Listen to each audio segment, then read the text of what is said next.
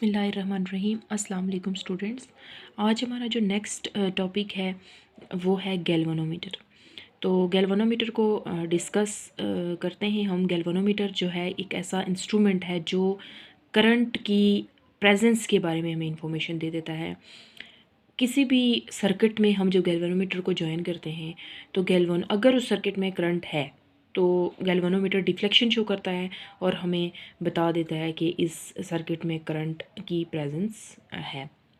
तो वो जो डिफ्लेक्शन होती है करंट गैल्वेनोमीटर की नीडल की डिफ्लेक्शन, ठीक है, वो हमें इसकी इन्फॉर्मेशन देती है। अब वो डिफ्लेक्शन क्यों है, क्या प्रोसेस है जिसकी वजह से वो डिफ्लेक्शन आती है, ठीक है, वो सारे हम इसके अंदर डिस्कस करेंगे। सबसे पहले हम गैल्वेनोमीटर के प्रिंसिपल की तरफ जाते हैं कि प्रिंसिपल क्या है, ठीक है। तो गैल्वेनोमीटर जो है when current carrying coil is placed in a uniform magnetic field it experiences torque. अभी हम टॉर्क के टॉपिक को हमने जो है फर्स्टली डिस्कस किया इससे पिछले लेक्चर में। हमने देखा कि ये हमारे पास कोई एक कॉइल थी, ठीक है, जिसको हमने यूनिफॉर्म मैग्नेटिक फील्ड के अंदर रखा था और उसमें जो है टॉर्क आ रहा था और टॉर्क की वजह से वो कॉइल क्या कर रही थी, रोटेट कर रही थी, ठीक है। और टॉर्क का हमने ये प्रिंसिपल पढ़ा, ये इक्वेशन पढ़ी, NIAB cause of alpha. Alpha क्या है? Alpha is angle between magnetic field and plain area. याद रखें, यहाँ पे प्लेन एरिया होता है, वेक्टर एरिया नहीं होता। वेक्टर एरिया हो तो ये साइन अल्फ़ा होगा, ठीक है। तो tau is equal to NIB cos of alpha. यहाँ पे अगर हम देखें तो 0 डिग्री होगा, ठीक है। 0 डिग्री इसलिए कि जिस डायरेक्शन में प्लेन है उसी डायरेक्शन में मैग्नेटिक फील्ड लाइंस भी हैं, ठीक है। प्लेन की बात कर रही हूँ, वेक्टर एरिया की बात नहीं कर रही। तो जिस डायरेक्शन में प्लेन है उसी डायरेक्शन में मैग्नेटिक फील्ड लाइंस भी हैं, तो दोनों एक दूसरे के पैरेलल हो गए। एज अ रिजल्ट ये 0 हो गया, तो cos 0 N tau is equal to NIAB आ गया। अब हम कंस्ट्रक्शन की तरफ जाते हैं। कंस्ट्रक्शन में हमारे पास ये है कि हमारे पास एक फ्रेम है, ठीक है, जो नॉन मैग्नेटिक मटेरियल का बना है। नॉन मैग्नेटिक मटेरियल का इसलिए बना है कि ये अवॉइड करेगा एडी करंट्स को, जो भी एक्स्ट्रा करंट्स आएंगे मटेरियल में, ठीक है, उसको। और इसलिए अवॉइड करेगा कि ताकि जो है ये जो भी मटेरियल है, ठीक है, ये एक्स्ट्रा एनर्जी अपनी लॉस ना करे यहाँ पे। तो अब हम जो है उस जो भी हमने नॉन मैग्नेटिक मटेरियल लिया है उसके ऊपर हम बाउंड करेंगे जो है एक कोई वायर है, ठीक है, या कॉइल है, जो भी है, उसको हम क्या कर देंगे, उस पर बाउंड कर देंगे। तो ये हमारा वो नॉन मैग्नेटिक मटेरियल, ठीक है, और उसके ऊपर हमने क्या किया हुआ है कि रेक्टेंगुलर फॉर्म में एक कॉइल को जो है वो बाउंड कर दिया, ठीक है। ये हमारे पास यू शेप मैग्नेट है और इसका नॉर्थ पोल भी है, साउथ पोल भी है, ठीक है। इस तरीके से हम इसको डिस्कस करेंगे आगे मज़ीद। तो ये नॉर्थ और साउथ पोल जो हैं दोनों हमने कनकेव शेप के यूज़ किए हुए हैं कि ताकि सारी की सारी मैग्नेटिक फील्ड का जो फोकस है वो इस नॉन मैग्नेटिक मटेरियल पे हो। तो अब हम देखते हैं कि हम जो वायर यूज़ कर रहे हैं, जो वायर हमने उसके ऊपर वाउंड किया है वो किसकी बनी हुई है, ठीक है। तो वो हमारे पास इनेबल्ड कॉपर की बनी हुई है, ठीक है, जिसको मल्टी कॉपर भी कहते हैं। वो वायर जो है इनेबल्ड की बनी हुई है, ठीक है। और उसको हमने मज़ीद उस वायर को जो है वो हमने कोट किया हुआ है किससे, इंसुलेटिंग, यानी ये जो भी वायर होती है कॉपर वायर, जो इनेबल्ड वायर जिसको हम नाम देते हैं, इसको हमने एक इंसुलेशन इसके ऊपर होती है, ठीक है, इंसुलेटेड लेयर होती है। और वो लेयर इसलिए होती है कि जो एक्स्ट्रा करंट की वजह से जो एक्स्ट्रा हीट आएगी, ठीक है, उसको एब्जॉर्ब कर लेती है वो जो भी लेयर इसके ऊपर है, ठीक है। और साथ ही साथ इस वायर के लाइफ टाइम को इंक्रीज़ करने के लिए वो जो लेयर है वो इसकी हेल्प करती है।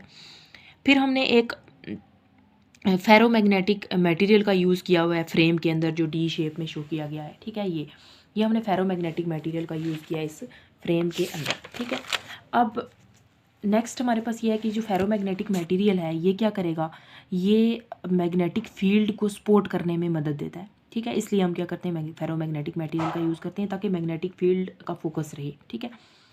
अब यहाँ पे करंट हम यूज़ करते हैं वायर के अंदर, और करंट बाहर ले जाने के लिए भी वायर्स का यूज़ करते हैं, यानी करंट को इंटर करने के लिए भी और करंट को आउट मूव करवाने के लिए भी हम यूज़ करते हैं कुछ वायर्स का। अब 2 वायर्स हैं वो हमारे पास, अगर हम देखें तो हमारे पास ये वाली जो वायर है ये इन के लिए हो जाएगी, ये आउट के लिए, या ये इन के लिए, ये आउट के लिए। मतलब इस तरीके से ये दोनों वायर्स जो हैं वो इन आउट का काम करेंगी, इन करंट को इंटर करवाना और आउट करवाना, ठीक है।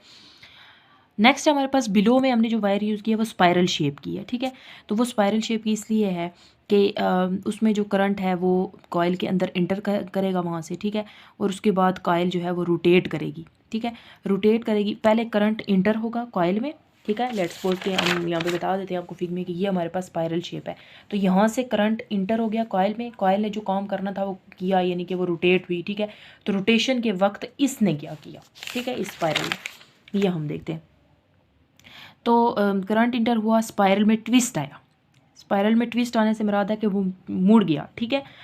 तो उसके बाद स्पाइरल जो है करंट जो वायर के अंदर जो उस लूप के अंदर गया था उसने अपना काम कर लिया और अब वो किधर चला गया, स्पाइरल में चला गया। ठीक है। यानी उसके अंदर से एंड हो गया। ठीक है। तो अब स्पाइरल क्या करेगी, स्पाइरल ट्विस्ट हुई हुई थी, वापस अनट्विस्ट होगी। ठीक है। तो अनट्विस्ट होते हुए कॉयल अपने आप जो है वो मूव करेगी और अपनी ओरिजिनल पोजीशन पे आ जाएगी। यानी कॉयल ने करंट की वजह से रोटेट किया, फिर करंट तो ख़त्म हो चुका था, अब कॉयल को रोटेट नहीं करना चाहिए था, अपने आप जो है वो मूव करेगी और अपनी ओरिजिनल पोजीशन पे आ जाएगी। यानी कॉयल ने करंट की वजह से रोटेट किया, फिर करंट तो ख़त्म हो चुका था, अब कॉयल को रोटेट नहीं करना चाहिए था, लेकिन कॉयल को अब वापस इनिशियल पोजीशन पे लाने का काम कौन करेगा, वो स्पाइरल जिसमें ट्विस्ट आया हुआ है। ठीक है। तो वो अनट्विस्ट होगा तो वो वापस अपनी ओरिजिनल पोजीशन पे आ जाएगा। तो यहाँ से एक MCQ आ सकता है कि ये जो स्पाइरल है इसके बारे में लिखा हुआ है कि it is use to come back coil to original position after rotation.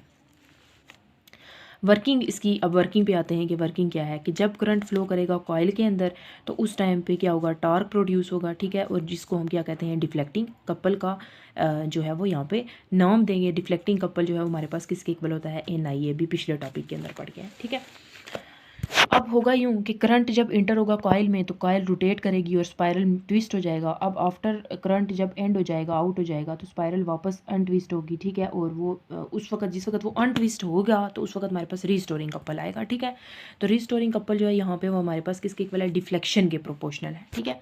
कि जितनी ज़्यादा डिफ्लेक्शन होगी उतना ज़्यादा रीस्टोरिंग कपल जो है वो उस स्पाइरल के अंदर आएगा और फिर वो जो है कॉयल अपनी पोजिशन पर वापस आएगी। तो जितनी ज़्यादा बार वो रोटेट करेगी, वो कॉयल काम करेगी करंट के दौरान, तो उतना ज़्यादा उसके अंदर रिस्टोरिंग कपल आएगा। इसलिए हम कहते हैं restoring couple is proportional to deflection, कि जितनी कॉयल ने डिफ्लेक्ट किया उतना ही उसके अंदर रिस्टोरिंग कपल भी हुआ और फिर उसी रिस्टोरिंग कपल ने उसकी हेल्प की वापस अपनी ओरिजिनल पोजीशन के इक्वल आने के लिए।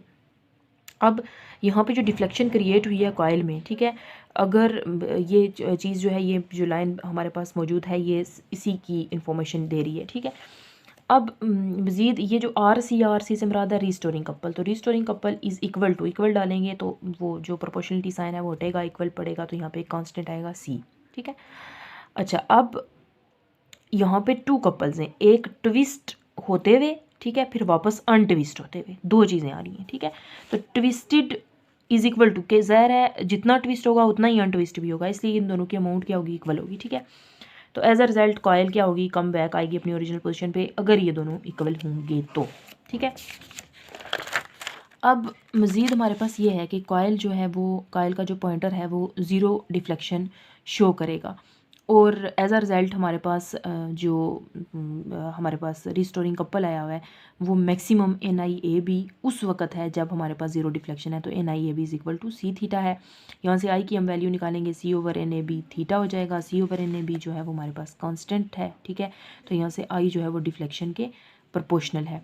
इसका मतलब ये है कि I इंक्रीज़ करेगा तो एंगल भी इंक्रीज़ करेगा, I डिक्रीज़ करेगा तो थीटा भी